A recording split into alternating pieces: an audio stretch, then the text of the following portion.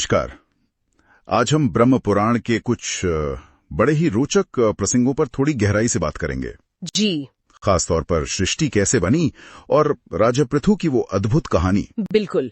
और इसका स्रोत है नैमिषारण्य, जहाँ सूत जी ने मुनियों को ये सब सुनाया था। हाँ, तो आज कोशिश रहेगी कि सृष्टि का क्रम समझें और राजा पृथु वाली कहानी, खासकर वो पृथ्वी दोहन वाला हिस्सा, उसका मतलब क्या है। जी, कहानी शुरू होती है नैमिषारण्य से ही।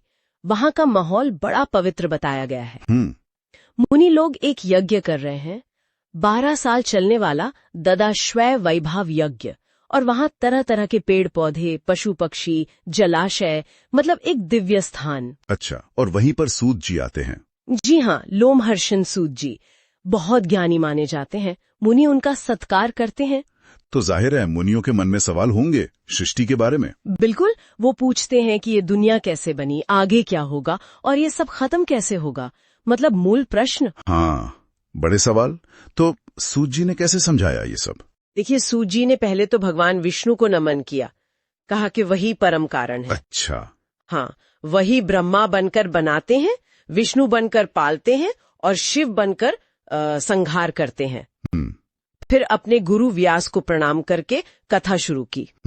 तो शुरुआत कहाँ से बताई उन्होंने। शुरुआत होती है प्रकृति से। मतलब वो अनदेखा स्रोत जिससे सब कुछ बनता है, अव्यक्त। अच्छा, एक पोटेंशियल जैसा। फिर हाँ, एक तरह से फिर उस प्रकृति से बनता है महत्व, यानी कॉस्मिक इंटेलिजेंस। फिर अहंकार, मतलब मैं का भाव। और फिर सूक्ष्म तत्व, जिनसे ये स्थूल दुनिया बनती है, पृथ्वी, जल, अग्नि वगैरह। यानी एक क्रम है पूरा, अव्यक्त से व्यक्त की ओर। जी बिल्कुल, एक क्रमिक विकास। और भगवान नारायण का जिक्र कब आता है। हाँ, वो इसके बाद। सूत जी बताते हैं कि नारायण ने सबसे पहले जल बनाया, नार। ओह जी, और क्योंकि वो जल यानी नार में वास करते हैं, इसलिए नारायण कहलाए। अच्छा, ये वजह है। हाँ, फिर उन्होंने जल में अपनी शक्ति डाली, जिससे एक बहुत बड़ा सोने का अंडा, अणु कह लीजिए, वो प्रकट हुआ। और उसी अंडे में स्वयंभू ब्रह्मा का जन्म हुआ। स्वयंभू ब्रह्मा, तो सृष्टि को असल आकार उन्होंने दिया। जी हाँ, ब्रह्मा ने उस अंडे के 2 हिस्से किए, एक से स्वर्ग, दूसरे से पृथ्वी, और बीच में आकाश। अच्छा। फिर पृथ्वी को जल पे टिकाया, दिशाएं बनाई, समय, मन, वाणी, काम, क्रोध, रति, ये सब वृत्तियां रची। और प्रजापति, उनका क्या रोल था। हाँ, फिर उन्होंने अपने मन से 7 मानस पुत्र रचे, मरीचि, अत्रि वगैरह। ये प्रजापति कहलाए, सृष्टि बढ़ाने में मदद करने के लिए।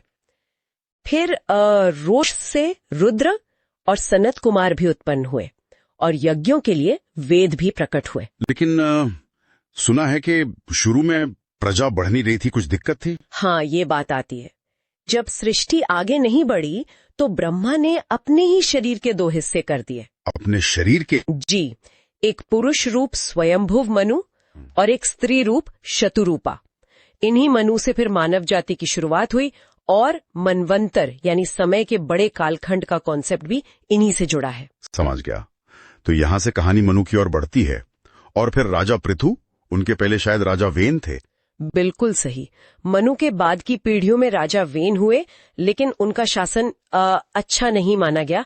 कहते हैं वो अन्याय करते थे। तो उनके पतन के बाद उन्हीं के शरीर से, ऋषियों के प्रयास से, राजा पृथु प्रकट हुए, एकदम तेजस्वी, दिव्य धनुष, बाण और कवच के साथ। वाह। और कहते हैं उनके जन्म पर सब खुश थे, प्रकृति भी। जी हाँ, देवता, ब्रह्मा जी, सागर, नदियां, सबने मिलकर उनका राज्याभिषेक किया। और क्योंकि उन्होंने प्रजा का रंजन किया, मतलब उन्हें प्रसन्न रखा, इसलिए राजा कहलाए। और उनके राज में तो कमाल की समृद्धि थी। बिना जोते अनाज उगना, गायें कामधेनु बन गई। हाँ, ऐसा वर्णन है। सब इच्छाएं पूरी होती थी, पत्तों में शहद मिलता था। बिल्कुल आदर्श राज्य। और इसी समय वो सूत और मागध वाली बात भी आती है। जी, पृथु ने एक बड़ा यज्ञ किया, पैतामह यज्ञ। उसी से सूत और मागध प्रकट हुए। अच्छा। ये गायक और कथावाचक थे। अच्छा। और उन्होंने पृथु के उन गुणों का गान किया जो भविष्य में प्रकट होने वाले थे। यहीं से राजाओं की स्तुति गाने की परंपरा शुरू हुई, ऐसा मानते हैं। दिलचस्प। लेकिन फिर प्रजा ने उनसे जीविका का साधन मांगा और पृथु गुस्सा हो गए पृथ्वी पर। हाँ, हुआ ये कि जब प्रजा ने स्थायी रूप से जीने का साधन मांगा तो पृथु को लगा कि पृथ्वी अन्न छुपा रही है। वो क्रोधित हो गए। तो यहीं से वो प्रसिद्ध पृथ्वी दोहन की कहानी शुरू होती है। जी हाँ, पृथ्वी जो शायद उस समय उबड़ खाबड़ थी, उपज नहीं दे रही थी ठीक से, वो गाय का रूप लेकर भागी। अच्छा, गाय का रूप। हाँ, और पृथु धनुष बाण लेकर उसके पीछे। आखिर में पृथ्वी ने शरण मांगी और उपाय बताया। कहा कि मुझे समतल करो और दूध दुहने के लिए एक बछड़ा दो तो मैं पोषण दूंगी। तो पृथु ने क्या किया? बड़ा प्रतीकात्मक है। मतलब पहले नगर, गांव, खेती, व्यापार कुछ व्यवस्थित नहीं था। पृथु ने पृथ्वी को रहने और उपजने लायक बनाया। और फिर दूध दुहा, मतलब अन्न। हाँ, उन्होंने स्वयं मनु को बछड़ा बनाया, अपने हाथ को पात्र बनाया और पृथ्वी रूपी गाय से अन्न रूपी दूध दुआ। ये एक तरह से खेती और संसाधनों के व्यवस्थित उपयोग की शुरुआत थी। सिर्फ अन्न ही नहीं, शायद और भी चीजें। बिल्कुल, कहानी आगे बताती है कि ये सिर्फ अन्न तक सीमित नहीं था। अलग अलग समूहों ने अपनी जरूरत के हिसाब से पृथ्वी से अलग अलग चीजें दूही। जैसे ऋषियों ने चंद्रमा को बछड़ा बनाया और वेद रूपी बर्तन में तप रूपी दूध दुहा। देवताओं ने इंद्र को बछड़ा बनाया, सोने के बर्तन में ऊर्जा या पुष्टि रूपी दूध दुआ। अच्छा। यहाँ तक कि पर्वतों ने हिमवान को बछड़ा बनाकर पत्थर के पात्र में रत्न और औषधियां दूही। मतलब पृथ्वी सबके लिए स्रोत है। तो पृथ्वी हर किसी की जरूरत पूरी करती है, बस सही बछड़ा यानी माध्यम और सही पात्र यानी तरीका चाहिए। बिल्कुल, और इसी कहानी से पृथ्वी के नाम भी जुड़े। पृथु की बेटी मानी गई इसलिए पृथ्वी, और एक मान्यता है कि मधु कैटभ दैत्यों के मेद यानी चर्बी से बनी इसलिए मेदनी। तो पृथ्वी का महत्व बहुत ज्यादा है। उन्होंने पृथ्वी को संवारा। जी हाँ, उन्होंने पृथ्वी का शोधन किया, उसे सबकी जरूरतें पूरी करने लायक बनाया। इसीलिए वो सभी वर्णों के लिए पूज्य हो गए।